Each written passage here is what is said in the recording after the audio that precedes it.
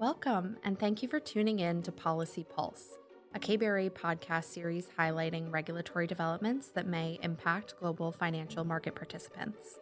I'm your host, Emilie Nadler, a director on KBRA's investor relations team with a focus on regulatory affairs. This podcast series gives you insight into the latest regulatory trends and upcoming changes to global financial policy. Join us as we navigate the complex regulatory world and offer perspectives from industry leaders, key investors, and policy experts. In this episode of Policy Pulse, I'm joined by Ryan Mensing, KBRA's Associate General Counsel with a focus on regulatory affairs. Ryan and I attended the National Association of Insurance Commissioners, NAIC's Spring National Meeting in Indianapolis, Indiana last month. In this episode, Ryan and I recap the meeting and discuss some of the important regulatory developments that we've been watching.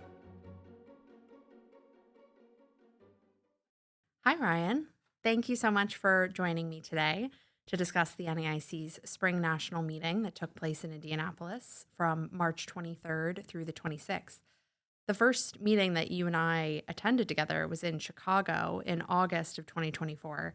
And I feel like compared to that meeting where so much happened, there were some major policy changes announced, this one felt a bit tame, but we're not complaining about that. And we'll go through some of the key updates for our listeners. We're mainly going to be focusing on work streams and working groups under the Financial Condition E-Committee, which is known informally as just the E-Committee, as well as one initiative under the Executive Committee of the NAIC. But the first thing I want to start with, because right now it is out for public comment until April 25th, 2025, are the amendments proposed to the Policies and Procedures Manual, P&P Manual, by the Valuations of Securities Task Force, VOSTF, on private letter ratings, PLRs. So this is really going to be an acronym-heavy episode, so I hope our listeners are prepared. Ryan, can you walk us through those proposed changes? Sure.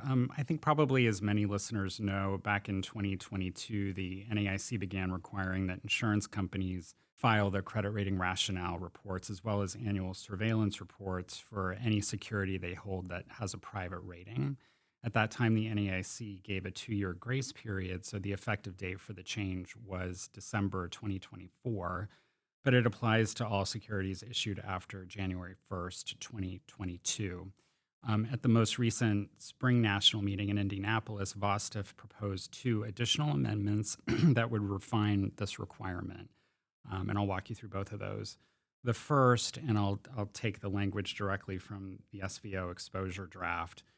It says the SVO must receive a private rating letter rationale report supporting the assigned private rating no later than 90 days following the date of an annual rating update, any rating affirmation or confirmation, or any rating change. Otherwise, the SVO will mark the security as ineligible for filing exemption. The security can again become eligible for filing exemption at such time as the SVO receives the private rating letter rationale report related to such rating action for that filing year. So the key change here really to flag is that those reports, the surveillance reports, need to be filed within 90 days. The second amendment that we'd flag is that a private rating letter rationale report shall be no less comprehensive than the work product that a credit rating provider, or a CRP, would produce for a similarly publicly rated security, and shall always include sufficient analytical content to enable an independent party to form a reasonable opinion of the basis for the CRP's assessment of investment risk. So again, the key part to really hone in on here, or the key update, is that the report must contain sufficient analytical content. And as you mentioned, Emilie, these are both open now for their exposure drafts, 30-day comment periods. So that comment period closes on April 25th, and we'll, of course, be interested to see what sort of feedback the NAIC receives on these amendments. Great. Thank you for that. I also want to discuss one of the bigger updates coming out of the NAIC so far in 2025, which is the new Risk-Based Capital Model Governance Task Force that was formed by the NAIC's Executive Committee. So the goals of the task force are to first develop a set of guiding principles for the NAIC's risk-based capital, RBC, framework to ensure a consistent approach to future adjustments, These principles will serve as a strategic foundation to ensure that all revisions to the RBC framework are enhancements that uphold its integrity, adaptability, and global competitiveness, and further the principle of equal capital for equal risk. And this is a phrase we hear a lot from the NAIC in various work streams. The second is to complete a comprehensive gap analysis and consistency assessment to identify and inventory gaps that exist and establish a plan for addressing identified gaps and potential inconsistencies that improve the framework. The third is to oversee the development of an education and public messaging campaign to highlight the benefits and strengths of the RBC framework as an important part of the U.S. state-based insurance regulatory system. And fourth, create a process for analyzing both retrospective and future adjustments to RBC, incorporating regular reviews of RBC outcomes and ensuring future adjustments are made in alignment with guiding principles. This process will facilitate ongoing improvements to ensure the framework remains responsive to emerging risks and market trends, enabling the RBC framework to adapt proactively.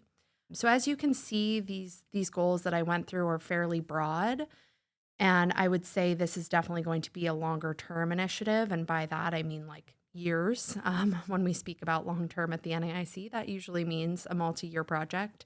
So there was really not much of a substantive update from the March meeting, but they did hold their first in-person session in Indianapolis. So it was interesting to see the full makeup of the task force, as well as see the co-chairs in action, which are Ohio Department of Insurance Director Judith French and Wisconsin Insurance Commissioner Nathan Hodak.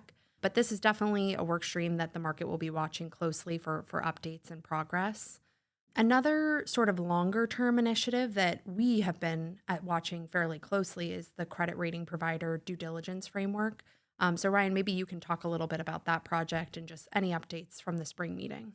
Certainly, yeah, this is definitely an initiative that we're paying close attention to. And it's a project that's coming out of the E Committee at the NAIC. There are a few stated goals for this initiative, really three of them. The first is to reduce or eliminate, quote, blind reliance on CRP ratings.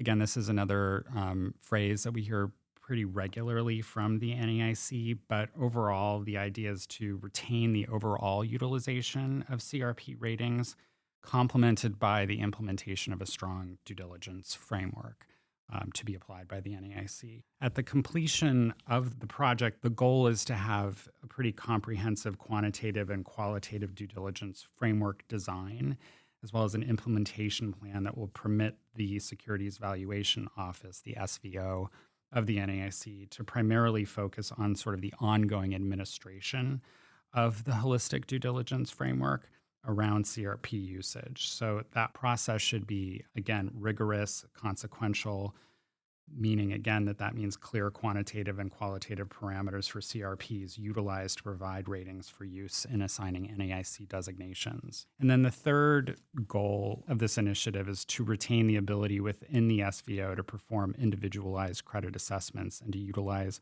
regulatory discretion when needed under well-documented and governed parameters. And this due diligence framework is intended to sort of be a backstop embedded into the broader regulatory regime, but ideally would really rarely be used as far as we can tell. Also, sort of jumping off of the concept of a backstop, the other concept or proposal to remember here is that the SVO also adopted another amendment recently, the SVO Discretion Amendment, back in August 2024, which gave the SVO the ability to challenge a credit rating that it does not believe to be a reasonable assessment of risk for regulatory purposes. So these two are supposed to sort of operate in tandem with one another, the due diligence framework being the first piece, and then the discretion would be sort of the backstop ultimately when all of these things are up and running. But to be honest, there's not a whole lot of detail about what this is going to ultimately look like or what the final product of the CRP due diligence project will amount to. But we do know that the NAIC is working on selecting a vendor to develop the framework, and it was anticipated that the name of the vendor would be announced in March in Indianapolis, but this ended up not happening. We understand from announcements made at the meeting that the vendor has been selected, but they are not yet releasing the name of that vendor, but we expect that they will do so soon. So as we mentioned at the top of this one, this is something that as a credit rating agency, we're obviously watching very closely. We've been actively engaged on the project. We submitted a comment letter in October when the initial proposal was released, and we'll continue to be engaged on this project as it continues to develop. And we've made clear and take every opportunity we have to make clear to the NAIC that we would like to work with them and be a resource as they develop this framework and as it progresses. So it'll be really interesting to see when they announce the vendor and how things really start to become finalized and how things develop long term. Yeah, thank you for that kind of overview of the SVO and CRP projects that the NAIC is working on. There's a couple of things I also wanted to chat about coming out of the NAIC's Risk-Based Capital Investment Risk and Evaluation Working Group, RBC IRE. And the first is a project that the American Academy of Actuaries is working on to develop an RBC framework for asset-backed securities, starting with collateralized loan obligations, CLOs. So the Academy gave an update on their progress at the spring national meeting. They've acquired the necessary CLO data, and the next step is really modeling credit losses on the collateral pool of bank loans. So the objective here is to have consistency with the NAIC's C1 RBC bond factors for corporate bonds. So they're using the same loss model that underlies C1 bond factors while accounting for some potential differences. But just want to flag that the Academy acknowledged that this project is moving a bit slower than expected, so it will likely continue into 2026. So it was really just kind of a status update at the spring meeting. I also wanted to include too that VOSTF is simultaneously working on a CLO modeling project, and there have been some worries in the market that these projects may contradict each other. But in the VOSTF meeting, the Structured Securities Group, which is the staff that is overseeing the project, highlighted that they are working with the Academy and they participate in weekly calls to discuss updates together. And then VOSTF members stated that they will wait to implement any changes to RBC treatment of CLOs until both projects are completed. So this is kind of significant because it indicates there probably will be no regulatory change until at least 2026. Right. In that meeting, we also heard an update on the American Council of Life Insurers, ACLI's recommended consistency update for the RBC treatment of bond funds. As some listeners might know, right now, bond funds with similar risks are treated differently under NAIC rules. The ACLI used candidate guiding principles, as they call them, to determine if work is needed to align RBC treatment, and concluded that SEC-registered bond mutual funds should receive the same treatment as bond ETFs and private funds.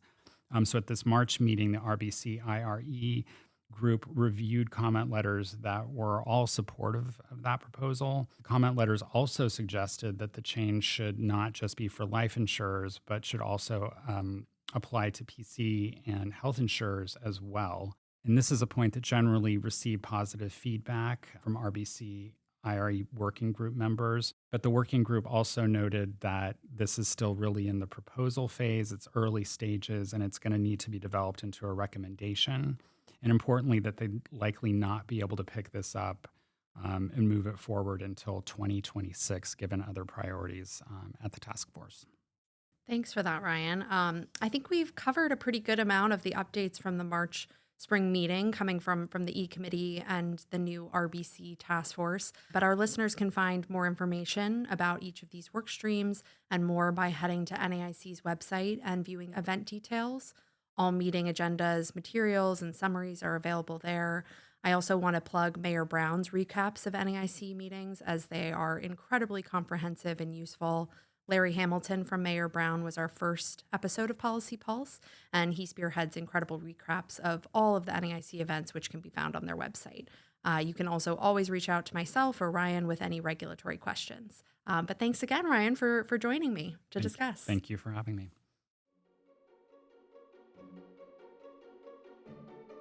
This concludes our episode. Thank you for tuning in. New episodes of Policy Pulse air every month. In the meantime, please visit KBRA.com to access our other podcast series, as well as our ratings and research.